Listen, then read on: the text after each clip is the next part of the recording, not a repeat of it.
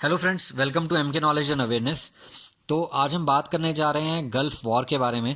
मैंने एक वीडियो बनाई थी जिसमें आपको इन्फॉर्मेशन दी थी कि कैसे इराक ने कुवैत जैसी एक एस्टैब्लिश कंट्री कह सकते हैं हम उसको जो है हमला करके उस पर कब्ज़ा किया था और कैसे 2 दिन के अंदर अंदर पूरी कंट्री को उन्होंने अपने कब्ज़े में ले लिया था।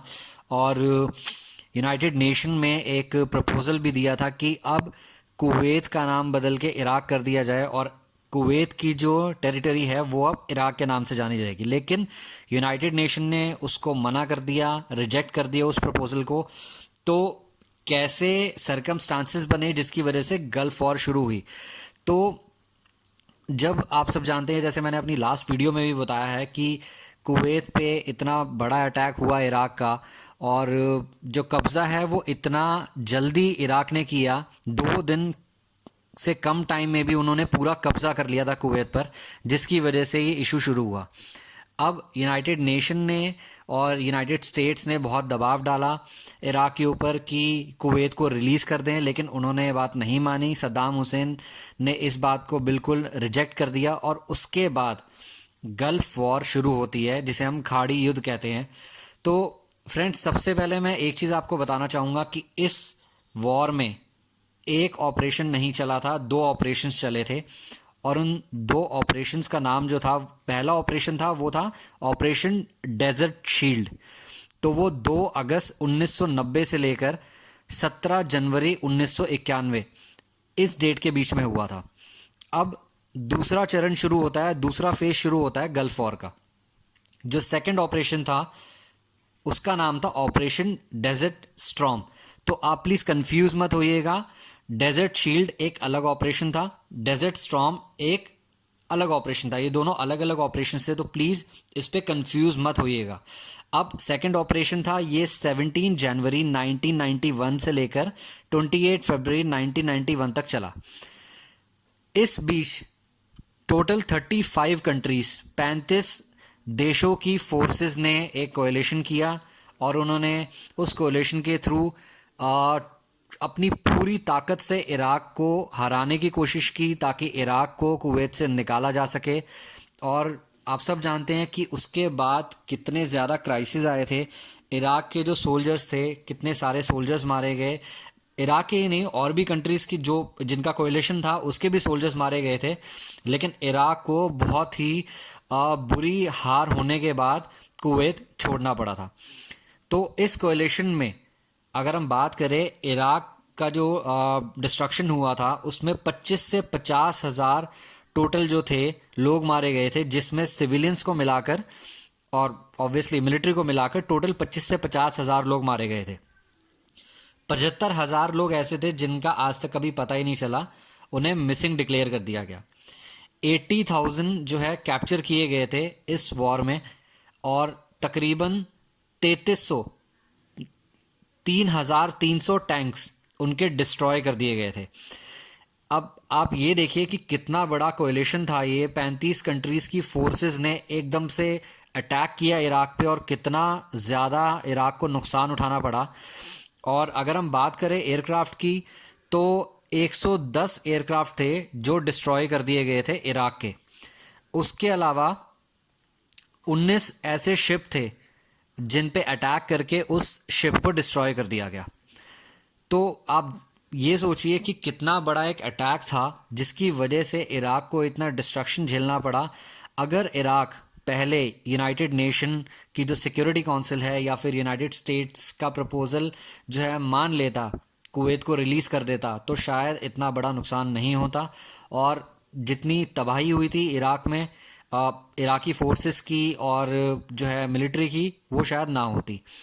तो उस टाइम के जो ब्रिटेन के प्राइम मिनिस्टर थे मार्गरेट, और अमेरिका के प्राइम मिनिस्टर थे जॉर्ज H.W. बुश, उन्होंने फोर्सेस डिप्लॉय की थी सऊदी अरेबिया में। और कंट्रीज़ ने भी जो है एक कोएलिशन बनाया और एक ऐसा स्टेट ऑफ पॉइंट बनाया, एक ऐसा पोर्शन बनाया जहाँ पे सारी फोर्सेस एक साथ जाके जमा होंगी। उसके बाद एक प्लान के तहत एक प्लानिंग बनाई गई कि कैसे हम अटैक करेंगे, एरियल अटैक्स के थ्रू या फिर नेवी के थ्रू। उसके अकॉर्डिंग प्लान बनाया गया और फिर सऊदी अरेबिया से आर्मी फाइनल डिप्लॉय की गई। अब अगर हम इस वॉर की बात करें तो सेकेंड वर्ल्ड वॉर के बाद ये ऐसा पहला ऑपरेशन माना जाता है जिसमें सबसे ज़्यादा मिलिट्री जो अलायंस हैं वो इकट्ठी हुई थी। अब इस वॉर का जो लाइव टेलीकास्ट है, आप सब जानते हैं कि जैसे कुछ सालों पहले भारत की एक वॉर हुई थी, करगिल वॉर। उसमें बहुत सारे टीवी चैनल्स से रिपोर्टर्स से जो लाइव टेलीकास्ट करने के लिए गए थे करगिल में। ऐसे ही करगिल जो है बहुत बाद में हुआ था, उससे पहले 1991 में ये वॉर हुई थी जिसका लाइव टेलीकास्ट करने के लिए यूनाइटेड स्टेट्स का एक न्यूज़ चैनल नेटवर्क CNN उसने लाइव टेलीकास्ट दिखाया था इस वॉर का। और उस ज़माने में उस टाइम के हिसाब से बहुत बड़ी बात थी, क्योंकि जहाँ पे इतनी बड़ी फोर्सेस अटैक कर रही हैं, इतनी सारी फोर्सेस जो हैं अटैक करने पे पूरी फोर्स लगा रही हैं, अपनी पूरी ताकत से उन्होंने अटैक किया, और वहाँ पे ऐसा कवरेज करना बहुत ही ज़्यादा जानलेवा हो सकता है। उसके अलावा इस वॉर में डिफेंस फोर्सेस की 3 टुकड़ियाँ थी, जिसमें नेवी, मिलिट्री और एयरफोर्स भी शामिल थी। गल्फ वॉर के दौरान एरियल अटैक्स किए गए बहुत सारे, और हम एक डेट है जिसमें ये कहा जाता है कि इस डेट से ऐसा लगा था कि सिर्फ अब बम की आवाज़ ही सुनाई देगी इराकी फ़ौज को। तो 16 जनवरी 1991 से ये एरियल अटैक शुरू हुआ, ये बॉम्बिंग शुरू हुई, और ये 42 दिनों तक डे एंड नाइट ऑपरेशन चला। लगातार एरियल अटैक होता रहा, बॉम्बिंग होती रही। टोटल जो बॉम्ब्स ड्रॉप किए गए थे वो तकरीबन थे 88,500 टन्स। बहुत ही बड़ा और बहुत ही ज़्यादा अमाउंट का ये बॉम्ब है। टोटल जो डिस्ट्रक्शन किया गया था, इतने सारे टन के हिसाब से बॉम्ब जो है ड्रॉप किए गए थे। और उसके बाद अब बात करते हैं कि जो प्रायोरिटीज़ थी जितनी भी कोalition फोर्सेस की, उनकी प्रायोरिटीज़ क्या थी। पहली प्रायोरिटी थी इराकी एयरफोर्स को पूरी तरह डिस्ट्रॉय करना, ताकि किसी भी तरीके का दूसरा अटैक सामने से ना हो पाए। सेकंड प्रायोरिटी थी पूरी तरीके से कम्युनिकेशन फैसिलिटी को डिस्ट्रॉय करना, ताकि कहीं से कोई मदद भी ना बुलाई जा सके। तो इस तरीके से इन्होंने प्लानिंग की, जिसकी वजह से बहुत सारा डिस्ट्रक्शन हुआ, बहुत तबाही हुई इराकी फोर्सेस की। और तकरीबन आप ये लगा लीजिए कि 15 से 20 साल तक, मतलब वो इस तबाही को आज तक भी वो झेल रहे हैं, और वो उसे ये कह सकते हैं कि अभी भी इस चीज़ से संभल नहीं पाए हैं। हालांकि इसके बाद भी दोबारा अटैक हुआ इराकी फोर्सेस पर।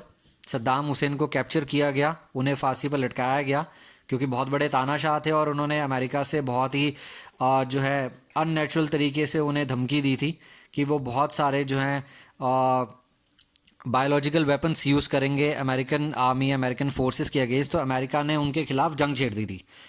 तो अब अगर हम बात करें कि इस वॉर में टोटल एक्सपेंस कितना हुआ था, इस वॉर का टोटल एक्सपेंस 1992 में जब कैलकुलेट किया गया तो ये था 61 बिलियन $।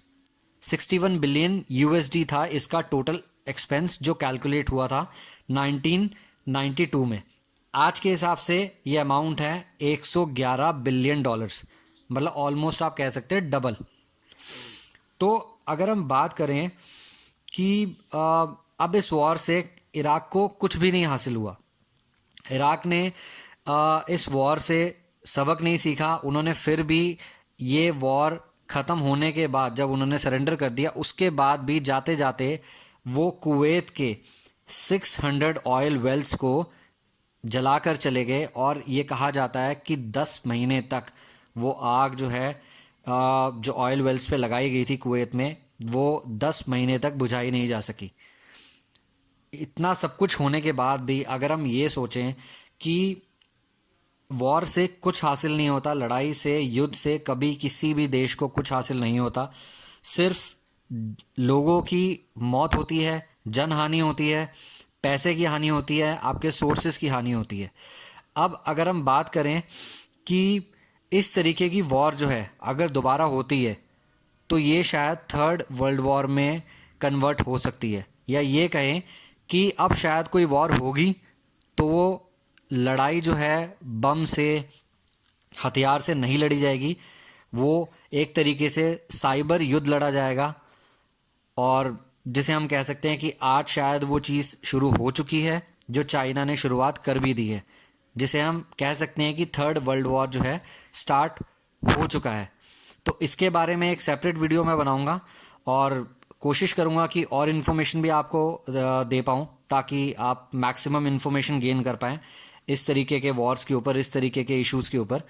तो आज के लिए सिर्फ इतना ही, अब मैं आपसे इजाज़त चाहूँगा।